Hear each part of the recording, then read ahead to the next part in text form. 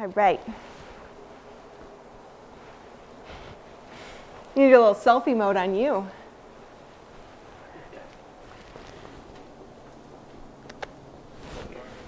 No, you can leave it open so they can see what I'm doing. So her just seeing the door immediately got her more aroused. So my numbers are probably going to go up right now.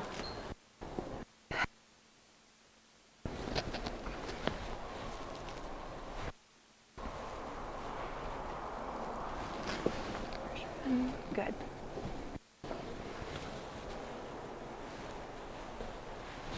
Too concerned about what side she's going out right now.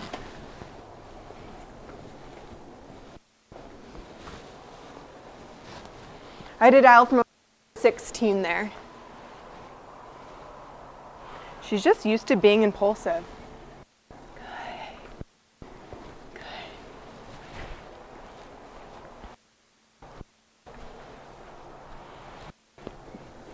I'm giving her less time to notice that.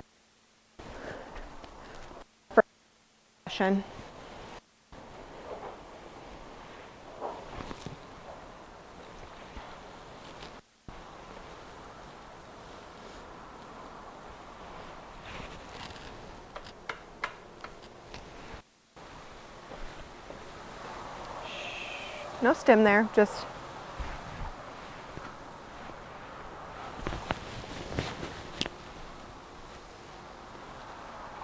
at an 8 for reference.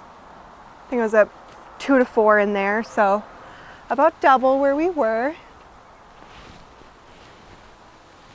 We're back to that same state of mind in the crate. Every step, she's trembling now. She's not trembling because she's cold, clearly. Not trembling because she's scared, because she really wants to just go. She doesn't want to have to control herself right now. When I release her out right now, I have a feeling she's going to want to bolt, and I'll kind of show you guys what I do with that as well.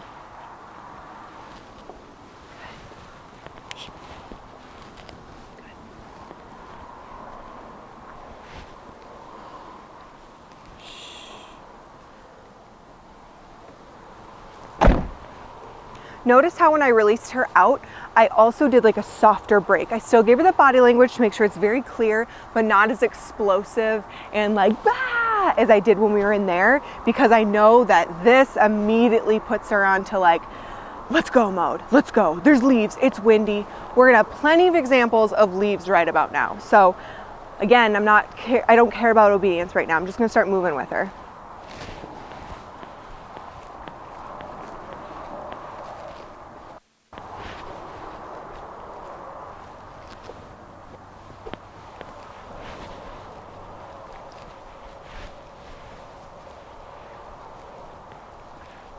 Notice how I'm really soft and loose with my leash.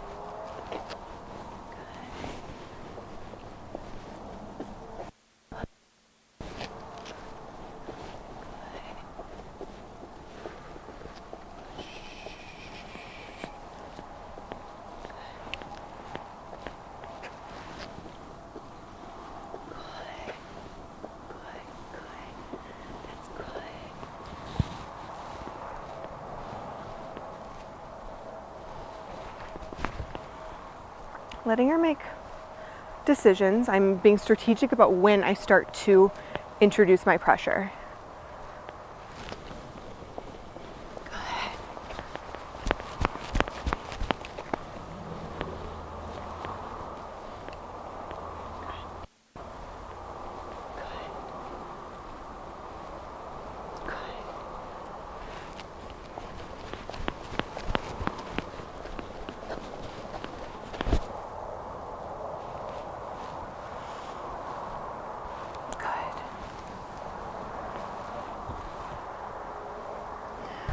With any dog, take this into consideration of when you're marking behaviors.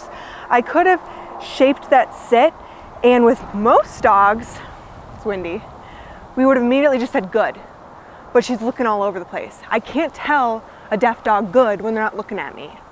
Think of that with your own dog that can hear you. Good, mark this. Are there gonna be times I'm telling dogs good and they're not looking directly into my eyes? Of course. Let's have some fun. Let's see what we got. Dropping her leash because her recall is pretty solid, so don't drop the leash if you think the dog's gonna run away from you. But what I am going to do is hook her to me because safety first. Right, Mama? Why do I keep talking to you? Okay, so I got my 20-foot paw mark long line. And she is in command right now, so I had to remember that. I put her into a sit. I could have just like let her start to wander off and follow me, but I have to remember the direction I gave her prior to this. Good.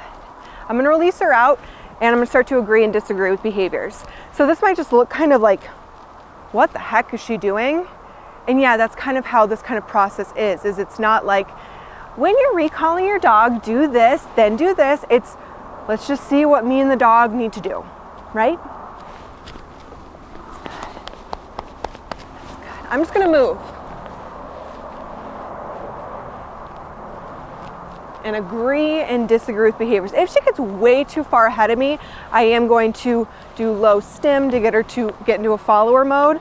But besides that, I'm not too concerned. I'm gonna watch all this. Right there, I did a little to get her visual, tapped at a 12.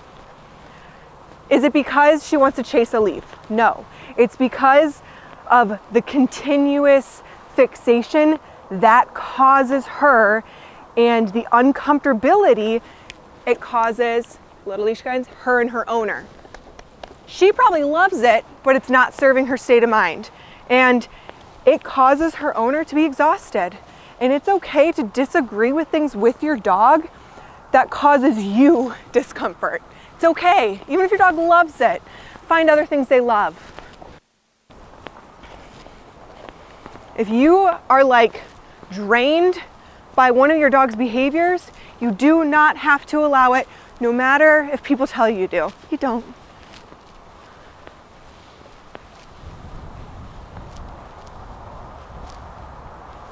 I'm just gonna stop.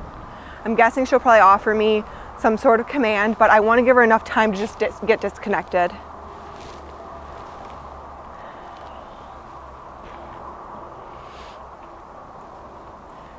Good. So at drop off, she was so hyper fixated on that camera. So the fact that she just chose to go check it out and then come check in with me was a huge moment. And I'm going to give you love for that because I know that's what you like. I know that's what you like. I mean, this hair color too, it's just, you're like a dog model. What do you think?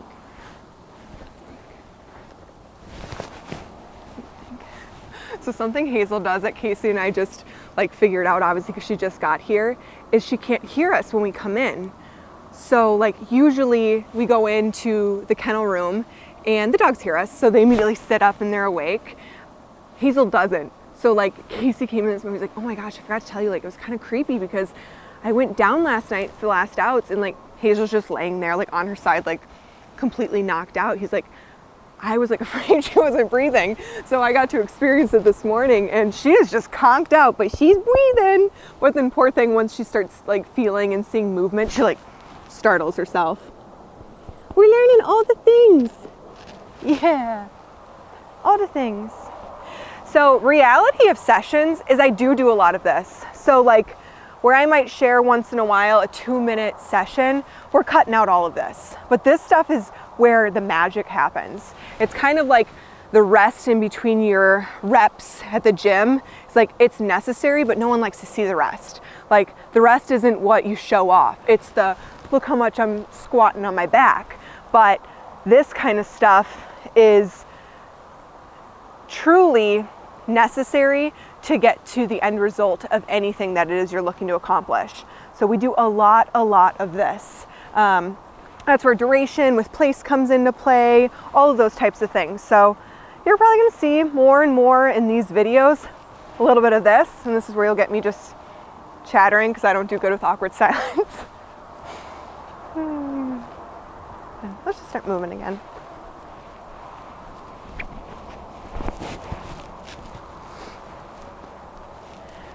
Good, we've got more leaves over here.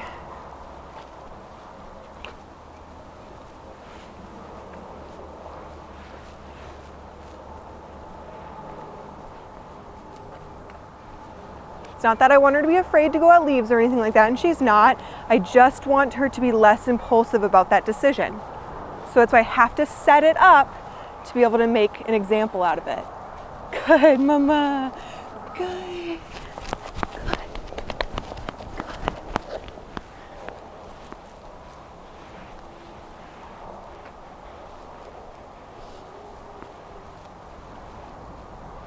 It's good. It's a good girl.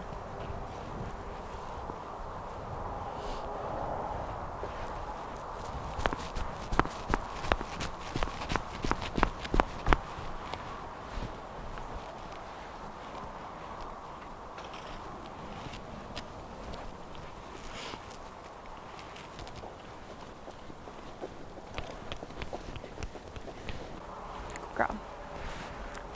So I'm back down to a 6 with the leaf right over there in the driveway. I had to dial up to a 20 and then I came back down. So again, it's always like heightened state of mind. I've got to match it with the right numbers.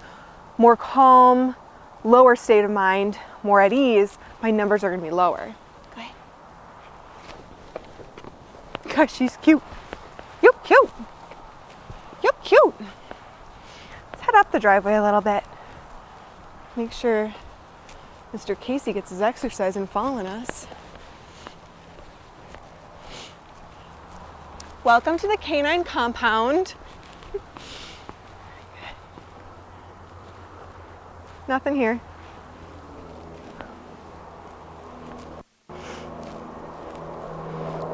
Okay. Oh, we're gonna. Perfect. Get her number 2 out. This is your intermission while Hazel takes a dump. Okay.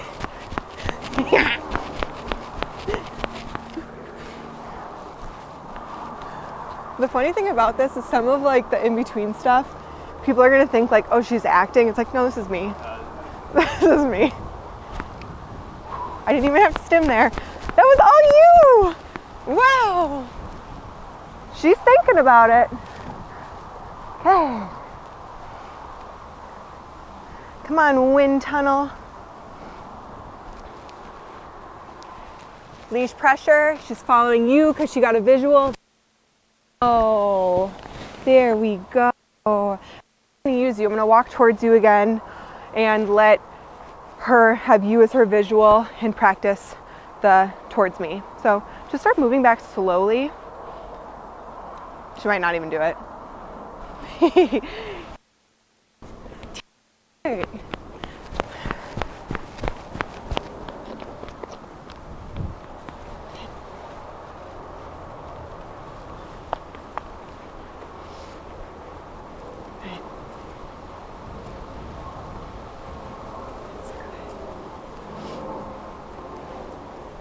letting all that go. All that like looking, I'm letting that go right now. That's not my biggest concern.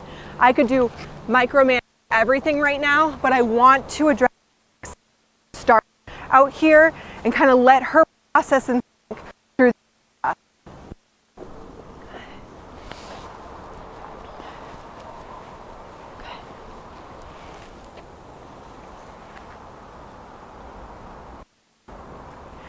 Okay, so she's in command right now. And while her owner did say that she has to put her in command to avoid all of those things, we even saw at drop off, putting her in command doesn't mean she's not gonna go for the leaves. It just means like, well, how long is she actually gonna stay in that command until she finally is like, I want that leaf. So I want to set that up just like we did stationary work inside practice. I wanna do that out here, much more challenging, but she's got this. So I'm gonna start with me being the like enticing thing for her, and then we'll throw leaves into it. So I'm gonna be proactive, and since we've been between like a 3 to 8 with her, I'm gonna be at like a 6, just so that her number's a smidge higher than that 3 lower that we know she's feeling, but not like 20 like we were when her state of mind was much more heightened by the leaf. So again, sometimes you have to just see where the dog is at, and just from like me working with her, I think that's going to be a good starting point. Just me even crouching down.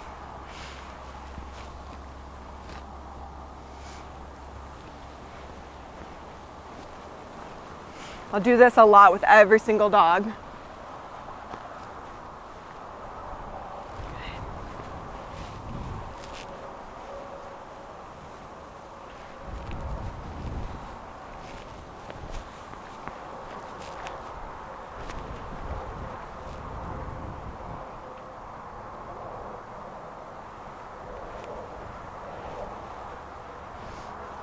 So, stem, spatial.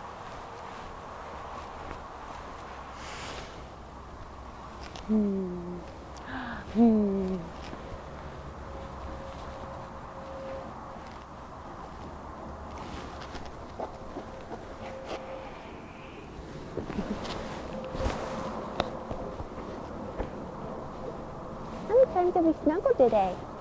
Huh? How many times have we snuggled today? Okay, let's go. Let's go to a different spot.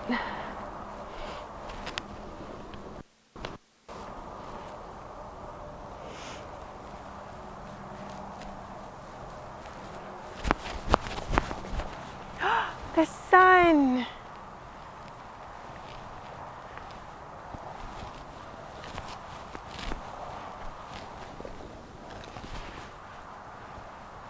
Didn't even see me do that.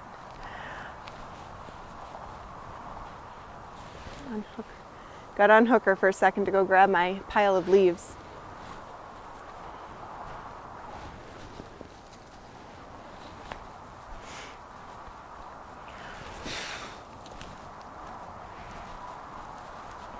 I want to see what she does if I release her out of command.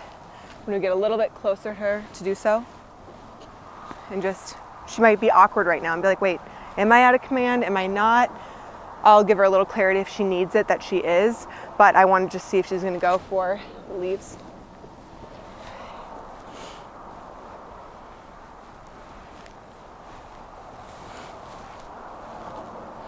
And I'm also not going to consistently make direct eye contact with her because she just is so naturally engaged because she has to be, that usually if you kind of get a little disconnected, that's where the dog will also get disconnected and go start making some choices that we can then change and turn into a learning opportunity.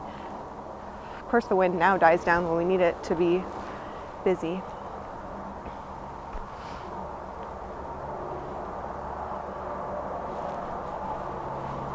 I was strategic about that choice, you guys. Yes, she went for a leaf, but A, she's out of command, and B, it wasn't obsessive, and she checked in with me. So it's just like if your dog's out of command and off leash, like we let our dogs, you don't have to, but like if they're out of command and we're out on our property and they want to go chase a bird or a squirrel, we're fine with that. But the second I say come, you come. Or I'm not going to let them do it if it's going to go into a different property or anything like that. But like within reason, like yes, your dog can sniff when they're out of command and off leash, and yes, they can do all these things. I want to always think, is this helping the dog's state of mind? Is it benefiting the dog overall? And if it means they're having a little bit of fun chasing a squirrel or chasing a leaf, fine. But if it's serving her in a way of like feeding into that OCD type of state of mind, that's when I'm going to interrupt because I want what's best for her. And she interrupted herself, which was a beautiful choice. Okay.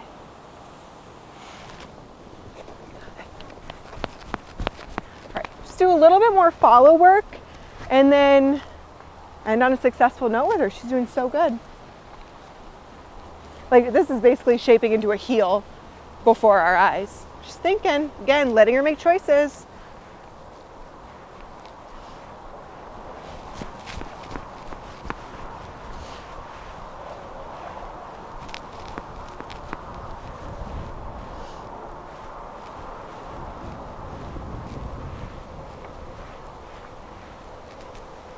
I love her.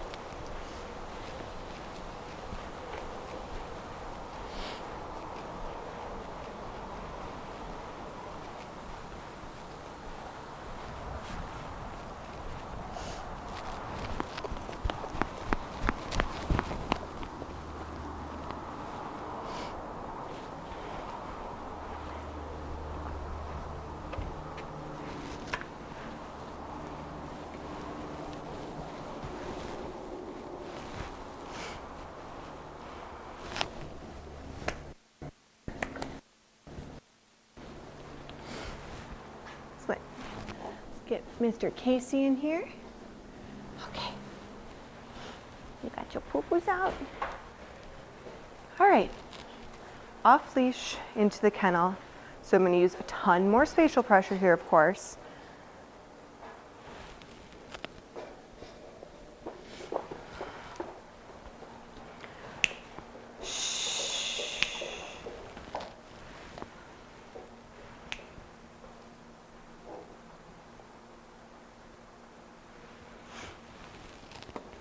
I don't want that forwardness from any dog when we come in.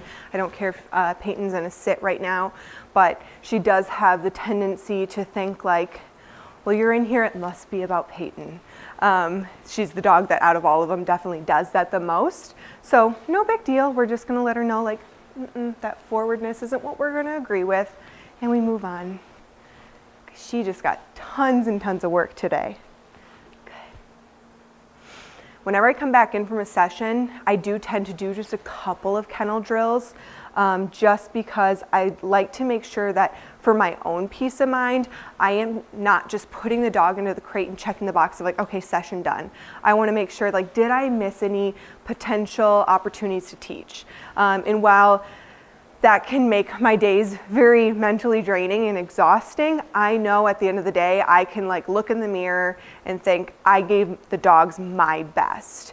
If I'm kind of just trying to check the boxes, I'm not giving them my best. And there are days where it's like, yep, maybe Sundays are like low-key chill, social, and walk times is check the box, they went for their walk, they're good. But on our like, I am working them days, I don't like to just check the box. I want to give them my everything, because whenever I think about like a board and train, because it can be an exhausting job, I always think, what would I want for my own dogs? What would I expect if, you know, I'm sending my dog somewhere? So I always think, all of us, we need to treat these dogs and the level of training that we're giving them the same way we would want for our own. Good. I'm going to see if I can get her to release out with just my body language and visual without any leash guidance. We cleaned that up. The beginning was a little messy. A little messy.